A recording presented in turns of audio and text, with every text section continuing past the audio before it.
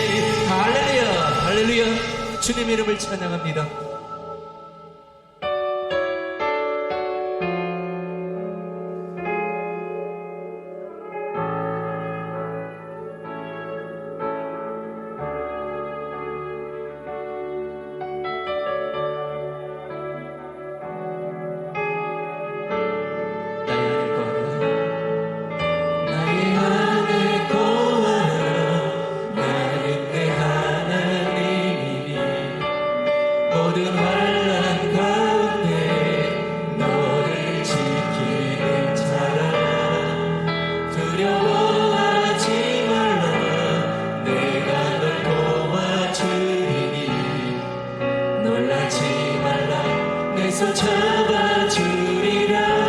나의 안에 거하라. 나의 안에 거하라.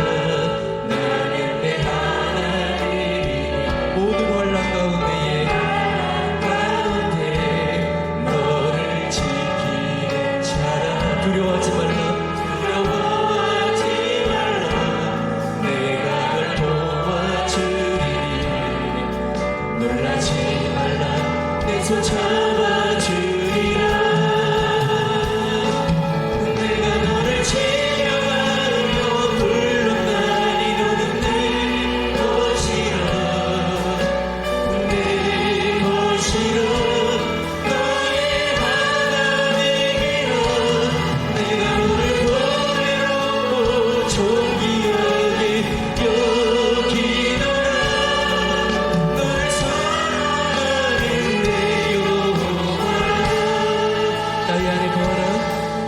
나의 안에 거하라. 나는 내 하나님이니. 모든 환난 가운데 너를 지키는 자라. 두려워하지 말라. 내가 널 도와주리니. 놀라지 말라. 내 손 잡아주리라. 내가 너를 지켜가며 불렀나니 너는 내 것이라. 내 것이라. 너의 하나님이라. 내가 너를 보배롭고 존귀 여기노라. 내가 너를 지켜가며 불렀나니 너는 내 것이라. 내가 너를 지켜가며 불렀나니 너는 내 것이라. 내 것이라. 너의 하나님이라. 내가 너를 보배롭고 존귀 여기노라. 오늘도 우리를 보배롭고 존귀 여기시는 하나님 앞에 두 손 높이 들고 찬양합니다. 내가 너를 지켜가며 불렀나니 너는 내 것이라. 내 것이라. 너의 하나님이라.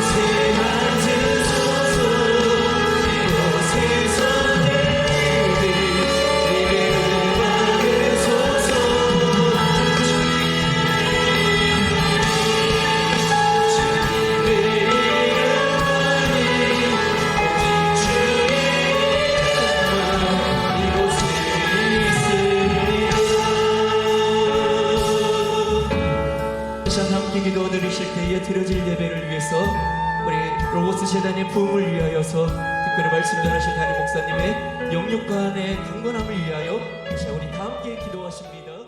하나님 말씀은 욥기 38장 1절부터 7절까지 말씀입니다. 구약성경 799페이지입니다. 욥기 38장 1절부터 7절까지 말씀 제가 봉독하겠습니다. 그때에 여호와께서 폭풍우 가운데에서 욥에게 말씀하여 이르시되 무지한 말로 생각을 어둡게 하는 자가 누구냐? 너는 대장부처럼 허리를 묶고 내가 내게 묻는 것을 대답할지니라. 내가 땅의 기초를 놓을 때에 내가 어디 있었느냐? 내가 깨달아 알았거든 말할지니라. 누가 그것의 도량법을 정하였는지, 누가 그 줄을 그것의 위에 띄었는지 내가 아느냐? 그것의 주추는 무엇 위에 세웠으며 그 모퉁이 돌을 누가 놓았느냐? 그때의 새벽별들이 기뻐 노래하며 하나님의 아들들이 다 기뻐 소리를 질렀느니라. 아멘. 자, 오늘은 하나님의 질문 첫 번째 말씀으로 내가 아는 것이 무엇이냐, 내가 아는 것이 무엇이냐 라는 제목으로 함께 은혜를 나누도록 하겠습니다. 유대인들은 전 세계 인구의 0.2%밖에 되지 않습니다. 세계 인구가 약 75억 정도라고 하면 현재 유대인들의 숫자는 1650만 명 정도가 됩니다. 미국에 약 580만 정도 살고, 또 이스라엘 땅에 한 500만 정도, 그리고 134개국 러시아, 프랑스, 또 아프리카, 유럽 등지에 뿔뿔이 다 흩어져 있습니다. 주전 586년에 남왕국이 망한 다음에 1948년 독립될 때까지 2500년 이상을 나라 없이 떠돌면서 수많은 이 고통과 고난을 겪었던 민족입니다. 그럼에도 불구하고 이 오늘의 시점에서 세계를 움직이는 사람들은 유대인들입니다.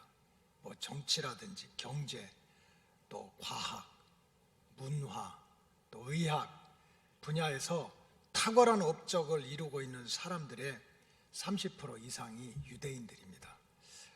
이 시대의 최첨단 과학, 또 돈벌이가 되는 산업이 IT, 즉 컴퓨터와 관련된 그런 사업인데, 이 IT 분야에서 천문학적인 그런 돈을 벌고 있는 창업주들이 다 유대인이다 이렇게 말을 해도 과언이 아닙니다.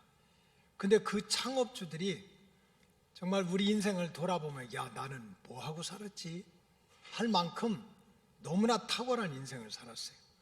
델 컴퓨터라고 하는 그런 IT 회사를 만들어 창업한 사람이 마이클인데, 19살에 델 컴퓨터라고 하는 사업체를 만들어서 세계적인 기업으로 키웠습니다. 그리고 이 IT 분야, 또 인터넷 분야에서 가장 세계적으로 뻗어 있는 게 구글입니다. 구글. 구글 USA, 구글 코리아, 구글 재팬, 이 구글이 다 퍼져 있는데, 이 구글을 창업한 창업주가 레리 페이지인데 1973년생입니다. 그런데 이 레리 페이지가 구글을 창업할 때 나이가 25살이었습니다. 그리고 이제 가장 또 유명한 그 소셜 네트워킹 그 시스템이죠.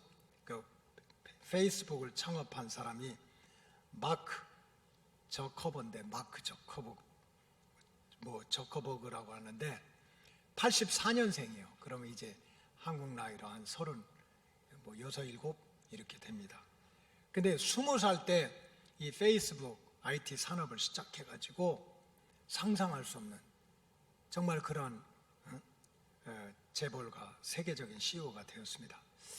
그렇다면은 유대인들은 어떻게 그렇게 해서, 참 유대인들은 가는 곳마다 고생했어요. 독일에 뿌리를 내리려니까 막 전쟁 나니까 600만 명이나 죽고, 미국 같은 데 가서 할 거 없어서 야채 장사하고, 농장에 가서 농사 짓고, 그리고 그냥 그 부모들이 그냥 하루 종일 가서 닭목만 치고, 이렇게 참 어려운 환경에서 가는 데마다 이민자의 삶을 살았는데, 어떻게 그들은 그런 어려운 환경 속에서도 쫓겨다니면서도 그 자녀들만큼은 그렇게 세계적인 인물로 어디를 가든지 정말 핀털터리로 갔는데, 그저 영국에 가면 영국, 아프리카에 가면 아프리카, 프랑스에 가면 프랑스, 그렇게 세계적인 인물로 키웠을까?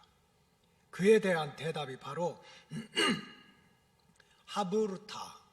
하브루타라고 하는 유대인의 독특한 교육 방법입니다. 하브루타. 여러분, IQ가 한국 사람이 평균 IQ가 높겠어요? 유대인이 높겠어요? 이 질문을 하는 이유는 눈치로 맞춰야 돼요. 한국 사람이 훨씬 높습니다. 근데 이 세계적인 그 탁월성을 따라가지 못하는 거예요. 이 하브루타라고 하는 교육 방법은 교사가 그냥 일방적으로 강의하는 게 아니에요. 2는 4, 2, 3은 6, 2, 4, 8. 대한민국의 수도는 서울이고 일본의 수도는 동경이고 무조건 애워. 5대양 6대주는 어디고 애워. 이런 게 아니에요. 이 하브루타라고 하는 것은 질문과 대답이라는 토론 형식의 교육 방법입니다. 그래서 교사와 학생이 또 학생과 학생이 서로 짝을 이루어 가지고 끊임없이 질문을 반복해서 그 질문을 통해서 스스로 답을 찾아내. 그 질문을 통해서 스스로 답을 찾으면서 지식을 찾고 또 지혜를 찾고 거기서 인생의 경험을 찾아내고 어떤 법칙을 찾아내고 그래서 끊임없이 질문하고 그 질문에 올바른 대답을 통해 가지고 지식도 지혜도 또 인생의 경험도 넓혀가는 이 토론식 교육 방식이 바로 하브루타라고 하는 교육 방식입니다. 그런데 이 하브루타라고 하는 질문하고 대답하는 하브루타라고 하는 교육 방식은 어디서 나왔느냐? 성경에서 나온 거예요. 성경에서.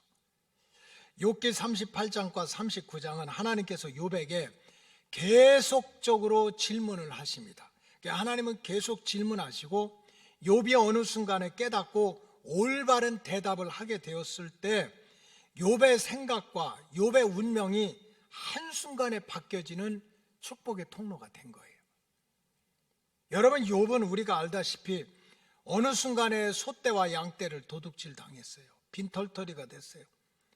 갑자기 태풍이 불어서 집이 무너져가지고 집안에 있는 자식들이 죽었어.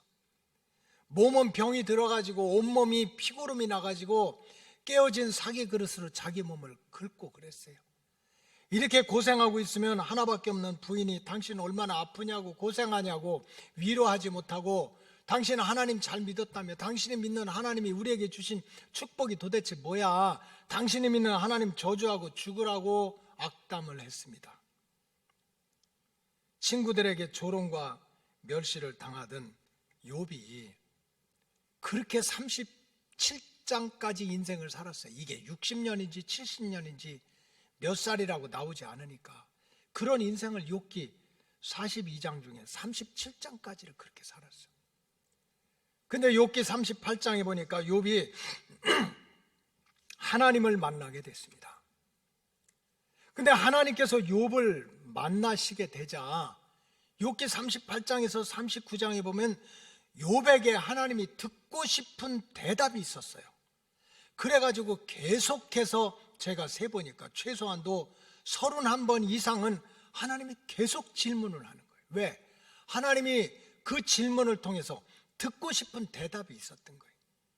여러분, 자식을 키우다 보면 그 사랑하는 자녀들끼리도 싸우잖아요. 형제 키우다 보면 이거 막 형과 동생이 싸울 때도 있어. 그럼 부모님이 어떡합니까? 엄마가 어떡합니까? 큰 형하고 동생하고 싸우다가 형이 화가 나가지고 동생을 그냥 한 대 줘박으면 형을 무릎 꿇어놓고 야단하지 않습니까? 형이 동생을 때려도 되냐? 형제간에 참 이 형제밖에 없는데 형제들이 이렇게 싸워도 되냐? 하고 질문을 하는 거예요.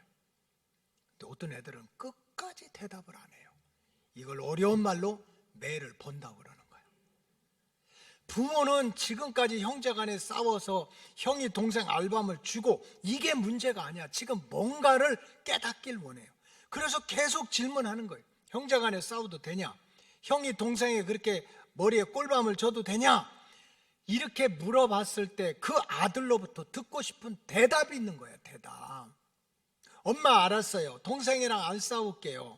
내가 동생 이제 알밤 안 줄게요. 화가 나도 동생 꼬잡지 않을게요. 하는 대답을 듣고 싶은 거예요. 대답을. 그 듣고 싶은 대답이 나올 때마다 계속해서 엄마는 묻지 않아요. 싸워서 네가 잘했다는 거예요, 못했다는 거예요. 형이 동생을 때리면 돼, 안 돼? 언제까지? 올바른 대답을 나올 때까지. 여러분, 욥기도 마찬가지예요. 하나님은 욥에게 듣고 싶은 대답이 있었던 거야. 욥이 60년을 살았는지 70년을 살았는지 모르지만 인생 이렇게 37장, 욥기 37장까지 살아오면서 욥의 인생의 과정을 보면서 어느 날 하나님이 욥을 만나가지고 듣고 싶은 대답이 있어가지고 질문을 31번이나 하는 거예요. 31번이나.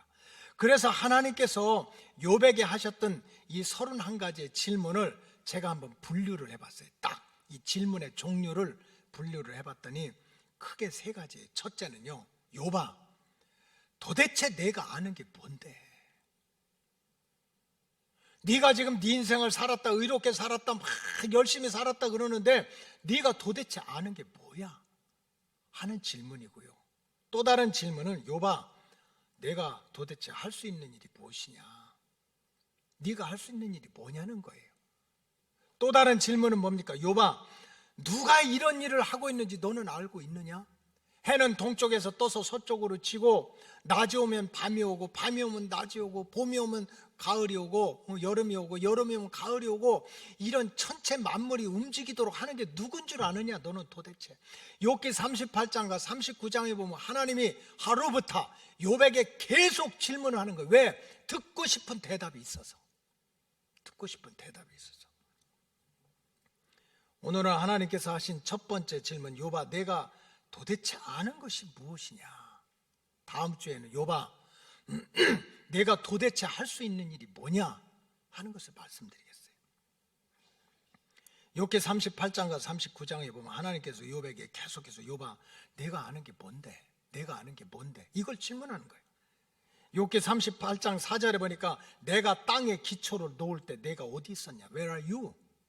내가 땅을 기초를 놔. 유럽은 이렇게 하고 아메리카는 이렇게 하고 해는 여기다 두고 명왕성은 여기다 두고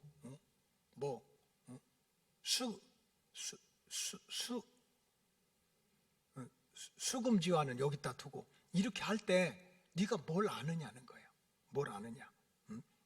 천지가 움직이고 5대양 6대주를 이렇게 나눠 놓았을 때 그가 누가 어떻게 했는지 너는 알고 있느냐는 거예요. 욥기 38장 5절에 보니까 누가 그것의 도량법을 정했느냐. 도량법은 측량이야. 어디가 동쪽이고 어디가 서쪽이고 어디가 가로고 어디가 세로고 어디가 높이고 어떤 게 무겁고 어떤 게 가볍고 하는 이 도량 측량하는 것을 그 줄을 누가 놓고 누가 측량하는지 너는 아느냐. 도량법이라는 거 도대체 너는 아느냐는 거예요. 그리고 욥기 38장 8절에 보면 바다가 그 모태에서 터져 나올 때 이 궁창, 이 물덩어리가 하늘에도 있고 땅에도 있어서 그 모태에서 물덩어리가 나올 때 그 문으로 이 바다를 딱 가둬놓고 바다를 이렇게 가둬놓는 자가 너는 누군지 아느냐. 여러분, 하나님이 이 5대양 6대지를 가둬놨기 때문에 우리가 평안하게 사는 거지. 지구가 빙빙 돌아가는데 태양을 빙빙 돌고 자전하고 있는데 만약 이 바닷물이 그냥 막 넘어와 보세요. 이걸 해일이라고 그래. 해일. 근데 하늘의 위에 물도 그렇고 하늘 아래 물도 하나님이 가둬놓았다는 거예요. 이렇게 이 바다에 이 수많은 물을 그냥 깊은 데는 2000km 이상이 깊은 그 바다 물덩어리를 해일이 되지 않도록 넘쳐오지 않도록 이렇게 가로막은 자가 누군지 너는 아느냐. 하나님은 지금 듣고 싶은 대답이 있는 거예요.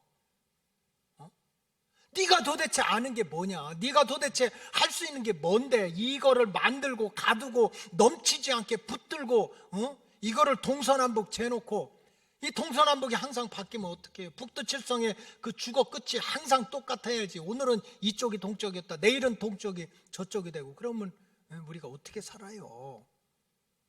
이거를 갖다 묶어놓기도 하고 막아놓기도 하고 이런 역사를 내가 아느냐? 욥기 38장 22절에 보니까 내가 눈 곳간에 들어갔었느냐 우박 창고를 보았느냐. 야, 세상에 참. 우리 인간은 과학은 창조가 아니라 발견이에요. 발견. 이 세상이 어떻게 돌아가고 발견하는 거지. 과학이 뭘 창조합니까? 있는 거를 발견하는 거지. 뭐 물이 올라가서 뭐 수증기가 되고 비가 되고 눈이 된다 하지만 성경에 보니까 참 너무나 재밌어요. 이 눈도 하늘에 곳간이 있대.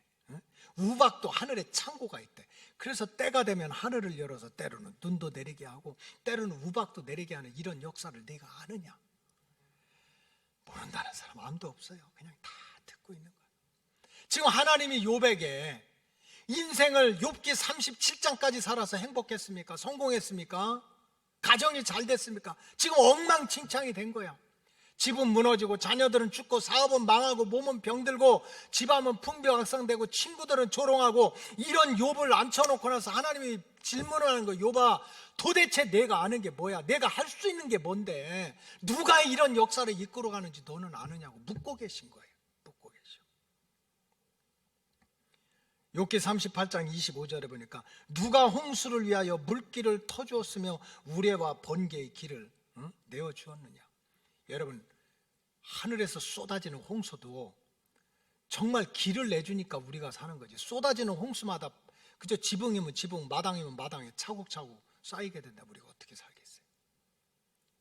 근데 그 홍수가 쏟아져도 그 홍수가 탁 나가는 길을 내는 분이 누군 줄 너는 아느냐? 묻는 거예요, 하나님. 욥기 39장 1절에 보니까 산 염소가 새끼를 치는 때를 내가 아느냐? 암사슴이 새끼 낳는 것을 내가 본 적 있느냐? 도대체 내가 아는 게 뭐야? 내가 아는 게 뭐냐? 욥기 39장 2절에 보니까 그것이 그 산 염소나 암사슴이 몇 달 만에 만삭이 되고 몇 달 만에 이렇게 그 새끼들이 나오는지 내가 아느냐는 거예요. 하나님은 이런 하루부터 질문을 통해 가지고 듣고 싶은 대답이 있었던 거예요. 욥에게 듣고 싶은 대답이 있었어.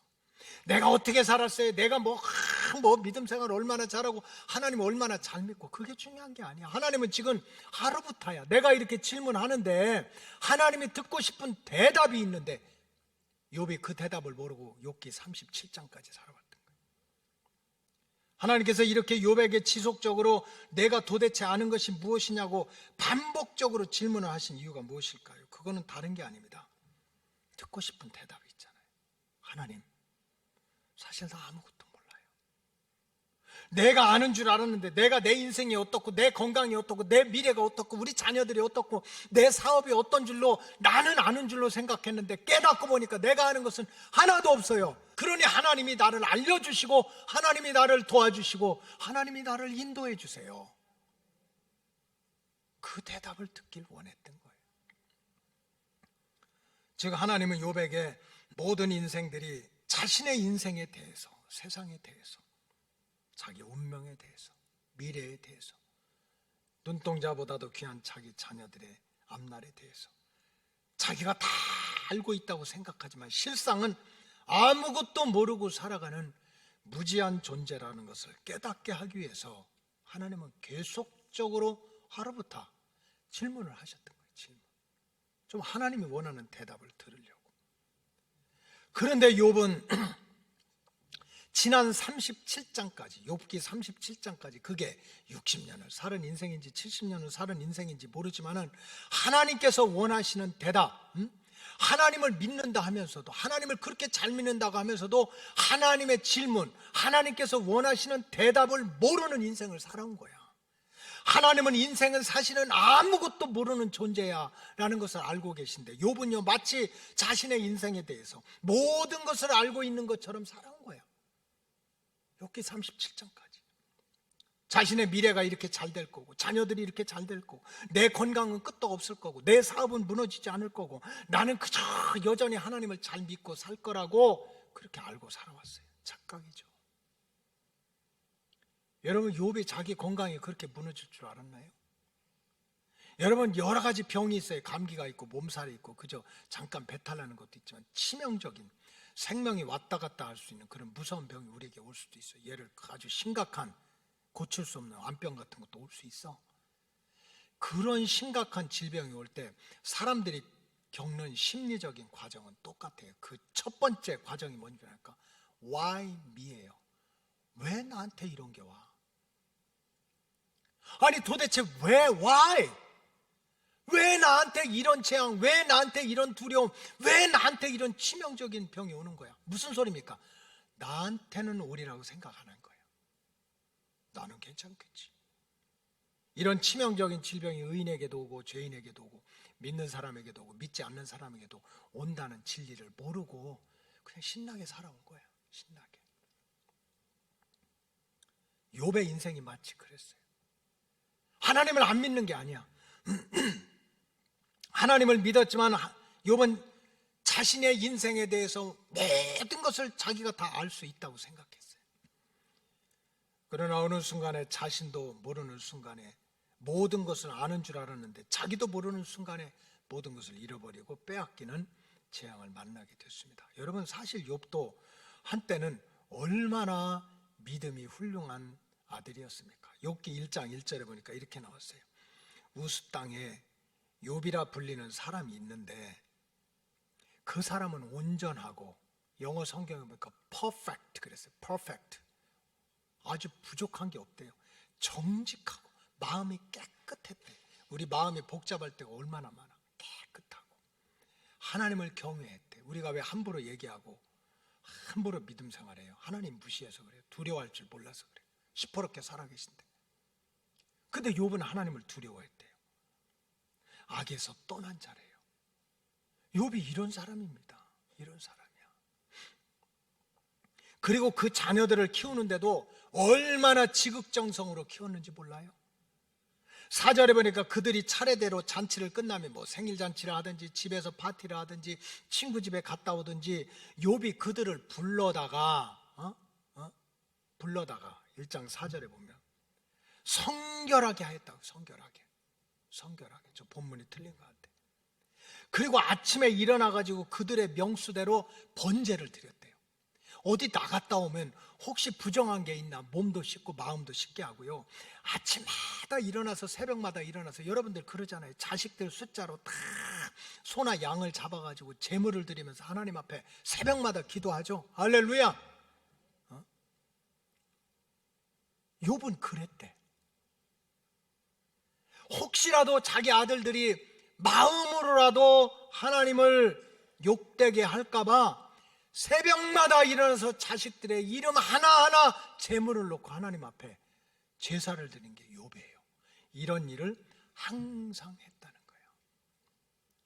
흠도 티도 잡을 수가 없어요. 온전하지, 정직하지, 하나님을 경외하지, 악에서 떠났지, 세상에 아침마다 일어나서 자식들 머리 숫자대로 제물을 놓고 하나님 앞에 정성스럽게 기도하지.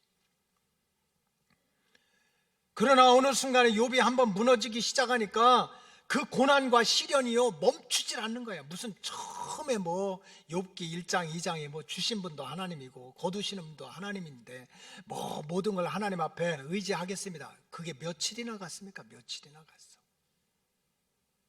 그냥 한순간에 고난의 먹구름이 욥의 인생을 뒤집어 놓으니까 그 고난과 시련이 37장까지 계속되는 거예요. 가까운 친구들 엘리바스, 빌다, 소발이 와서 찾아와서 위로한다고 해결되는 것도 아니고 야단한다고 해결되는 것도 아닙니다. 나중에는 인생의 큰 선배가 되는 엘리후가 나타나서 제발 욥아 잠잠해, 좀 조용히 해. 내 말 좀 들어봐. 왜 그렇게 말이 많으냐 해도 들리질 않는 거야. 여러분, 엘리후가 어떤 사람입니까? 보통 사람이 아니에요. 하나님이 보낸 사람이야.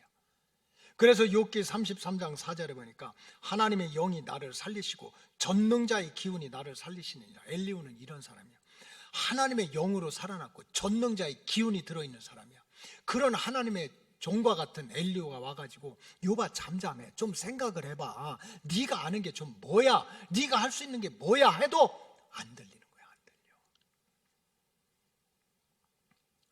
여러분, 들리질 않으니까, 깨닫질 못하니까 37장까지 욥의 인생은 고난의 먹구름인 거예요. 욥에게는 왜 그렇게 끊임없는 고난의 먹구름이 사라지질 않았을까? 오늘 본문을 중심으로 말씀을 드리면 욥이 하나님을 안 믿고 뭐 정직하지 못하고 육신적으로 흠과 티가 많고 그게 아니에요. 욥의 마음속에는 해결되지 못한 숙제가 하나 있었어. 그것은 뭡니까? 자기가 다 안다는 거야. 아무것도 모르는, 실상은 자기 인생에 대해서, 미래에 대해서, 운명에 대해서, 자녀들에 대해서, 사업에 대해서, 집에 대해서, 집이 무너질 줄 알았으면 왜 자녀들을 거기다 놔? 도적대들이 와서 소떼양떼 잡아갈 줄 알았으면 왜 들판에다 소떼양떼를 놔? 사실은 아무것도 모르는 욥이 하나님과 사람들 앞에서 마치 자기가 모든 것을 다 안다고 살아왔기 때문에 그런 고난의 구렁텅이에서 37장까지 빠져나오지 못했던 거예요. 그러나 어느 순간에 하나님의 하루 하비루트, 하나님의 질문, 욥아, 내가 아는 것이 도대체 무엇이냐? 욥아, 내가 도대체 아는 게 뭐야? 내가 할 수 있는 것이 도대체 뭐야? 하는 이 하나님의 질문에 대해서 어느 순간에 하나님이 정확하게 원하는 대답을 깨달았어요. 그래서 하나님 앞에서, 하나님, 사실 저는 모든 것을 알고 있는 줄 알았는데 알고 보니까 사실은 저는 아무것도 몰라요. 아무것도 할 수 없어요. 이제 하나님이 도와주셔야 돼요. 하나님이 인도해 주셔야 돼요. 하나님이 지켜주셔야 돼요 하는 고백이 살아나는 거예요. 바로 그러한 나는 아무것도 알 수가 없습니다 하는 고백이 살아났을 때 하나님의 구원의 역사와 회복의 역사가 시작된 것입니다. 성경에 보면 이 하나님을 대적하고 또 주의 백성들을 계속 이렇게 괴롭히다가 자기도 무너지고 또 남도 무너지게 하는 사람들이 너무 많아요. 우리 자신은 안 그렇습니까? 욥도 보세요. 뭐 사람들이 볼 때는 욥은 온전하고 정직하고 하나님 두려워하고 깨끗하고 막 자녀들을 위해서도 새벽마다 자녀들 숫자대로 제물을 드리면서 기도하고, 그러나 그 욥의 마음속에는 환난이 오고 시련이 오니까 어느 순간에 하나님을 대적하는데, 욥기 읽어보세요. 얼마나 대적합니까? 하나님, 차라리 엄마 자궁 속에서 날 죽게 하지, 엄마 탯줄에 모기 감겨서 나를 죽게 하지, 내 생일날이 없어가지고 엄마 아빠가 잔치를 못하게 하지, 왜 나를 이 땅에 보내가지고 나에게 이런 고통을 주느냐고 하나님한테요 대항하는 거야. 대적하는 거야. 여러분, 욥만 그러겠어요? 조금 힘들고 어려우면 하나님 멀리하고 하나님 대적하는 게 욥만 그렇겠느냐고요. 사실은 하나님을 대적하고 주의 백성들을 괴롭히다 무너지는 사람들의 특징은요, 자신들이 하나님처럼 모든 것을 알고 있다는 영적인 착각에 빠져 있는 거예요. 나는 모든 것을 알고 있다는 거예요. 신약시대 스스로 의롭다고 생각했던 바리새인들이 늘 그랬고, 율법의 박사라고 스스로 높였던 율법사 서기관들이 그런 영적 교만과 착각 속에 살았어요. 자기들이 다 안다고 생각했어.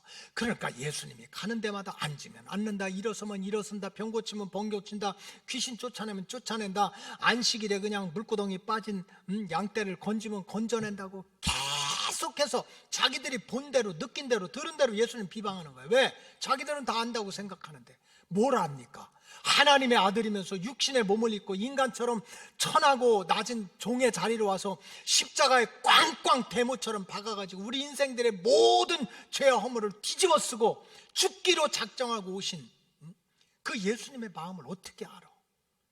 예수님이 고난받고 손가락질 받고 채찍 맞는 것은 바로 나의 죄 때문에, 우리의 허물 때문에 그가 찔리고 상하는 건데, 그 중심을 모르면서 바리새인과 율법사들은 자기들이 다 안다는 거예요. 그러니까 본대로, 듣긴 대로, 느낀 대로 예수님이 앉으면 앉는다, 서면 섰는다, 가면 간다, 먹으면 먹는다, 가난한 과부들을 돌보면 돌본다. 그렇게 예수님을 비방하고 판단만 하지 않았습니까?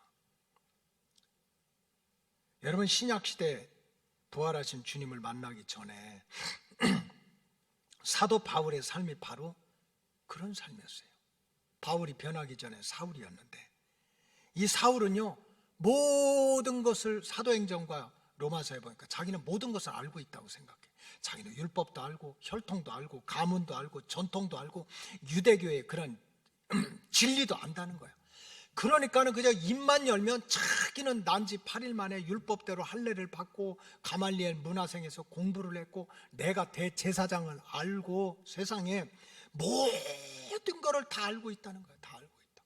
그러니까 보는 대로 듣는 대로 그냥 다른 사람은 다 틀린 거야. 다 틀려. 나만 알아, 나만 알아. 결과는 어떻게 됐습니까? 자신도 괴롭고 남도 힘들게 하는, 결국 하나님의 구원 역사를 가로막는 대적자로 살았어요. 사도행전 8장까지.